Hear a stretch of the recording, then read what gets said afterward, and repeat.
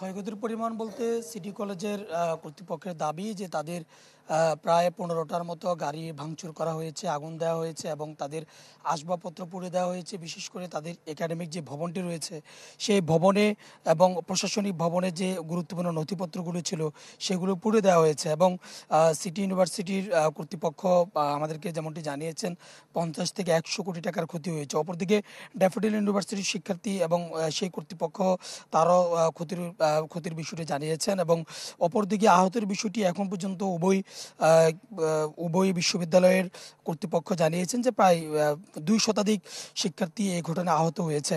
এবং আমি বর্তমানে সিটি ইউনিভার্সিটিতে রয়েছি। সিটি ইউনিভার্সিটি গতকালই বন্ধ ঘোষণা করেছে, অর্থাৎ আজ থেকে 4 নভেম্বর পর্যন্ত সিটি ইউনিভার্সিটি বন্ধ থাকবে এবং পাশাপাশি হলে যে সমস্ত শিক্ষার্থীরা থাকেন তাদেরকেও কিন্তু হল ত্যাগ করার একটি নির্দেশনা দেওয়া হয়েছে।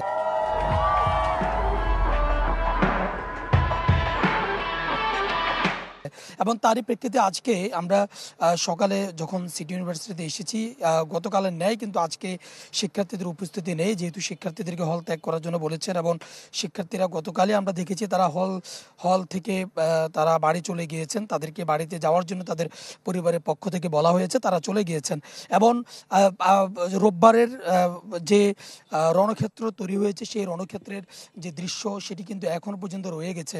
অর্থাৎ যে সমস্ত যানবাহনে আগুন দেওয়া হয়েছে, যে সমস্ত যানবাহনগুলো পুড়ে দেওয়া হয়েছে, শিক্ষার্থীদের আসা যাওয়ার যে যানবাহনগুলো এবং শিক্ষিকাদের আসা যাওয়ার যে যানবাহনগুলো, সেই যানবাহনগুলোর ধ্বংসস্তূপ কিন্তু এখন পর্যন্ত পড়ে আছে। বলা যায় যে এখন আজকে যেহেতু ড্যাফোডিল ইউনিভার্সিটিরও একটি সংবাদ সম্মেলন রয়েছে এবং সিটি ইউনিভার্সিটির শিক্ষকরাও হয়তোবা একটি মামলার প্রক্রিয়ায় রয়েছেন। সবশেষ তথ্য আসলে ড্যাফোডিল ইউনিভার্সিটির সংবাদ সম্মেলন এবং এখানকার শিক্ষকদের সাথে কথা বললে নতুন করে এখানকার যে ধ্বংসযজ্ঞের পরের কার্যক্রম নিয়ে সবশেষ তথ্য দেওয়া যাবে। আতিক।